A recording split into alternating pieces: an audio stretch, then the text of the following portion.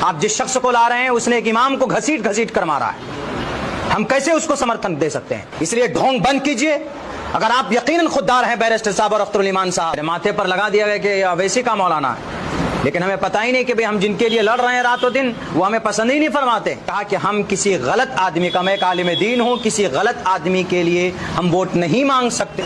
आज आपको उसको दबंगई दिख रही है, उसका पैसा आपको दिख रहा है कि बड़ा पैसा वाला है। आप कौम के साथ खुद गद्दारी करते हैं। आप अख्तरुल ईमान साहब को भी कसम खाना चाहिए, आदिल हसन आजाद को कसमें खाना चाहिए। क्या झूठ नहीं बोला आपने कि सरफराज को टिकट जा रहा है, मौलाना सरफराज से टिकट को लाना है वापस? आदिल हसन आजाद साहब नहीं बोले ये बात। लोगों को बेवकूफ मत बनाइए। लाखों रुपए खर्च करके लोग आपके लिए, आपकी पार्टी के लिए काम करते हैं और 10-10 दिन तक आप उनको घुमाते हैं। क्या हक था उसका? 20 के अंदर में पार्टी में काम किया था वो, ऊपर से आया, आपने उसको टिकट दे दिया। क्या देखकर टिकट दिया कि बड़ा सर है? तौसीफ साहब कसमें नहीं खाए, राणा रंजीत कसमें नहीं खाया, वो फरिश्ता है कोई? कौन सी क़यादत की बात करते हैं आप? कार्यकर्ता को इंसाफ नहीं दे पा रहे हैं आप। कारवान इंसाफ चलाया आपने और लोगों को फंसाते हैं, आओ कसमें खाओ कि ताकि भागे नहीं, तो सब कसम खाओ। मेरे कैफ उसके बाद 24 से लेकर अभी तक फिर हमने काम किया और आप देखिए ना, तकरीबन 1 साल से सरगर्मी रही है पार्टी को मजबूत करने की। जो भी कमी कोताही थी, लेकिन यहाँ पर एक अचानक एक साहब आए जिन्होंने पार्टी पर बहुत सारे इल्ज़ामात लगाए। वो वीडियो के अंदर में सब लोगों ने देखा है। उनको जिला अध्यक्ष भी बनाया गया और यह कि वो कैंडिडेट बनकर अपने आप को पेश किया।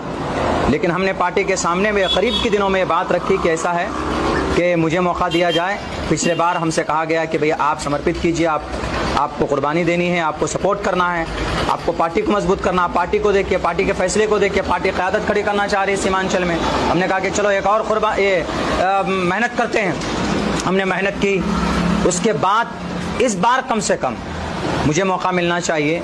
इनमें से बहुत से लोगों ने कहा कि मौलाना आप इलेक्शन लड़ने के लिए आए। हमने कहा कि मुझे बिल्कुल इलेक्शन लड़ने का शौक नहीं, लेकिन सामने वाला जो कैंडिडेट है वो पार्टी को जिता बिल्कुल नहीं पाएगा। 15 से 20 हज़ार वोट लाना उसके लिए मुश्किल है और उससे एक अच्छा कैंडिडेट जो मौजूद है, जो पार्टी को खड़ा किया है यहाँ पर मेहनत के आधार पर, और वो एलिजिबल भी है, वो पूरी सारे लवाजमात को मुकम्मल करने के लिए तैयार है।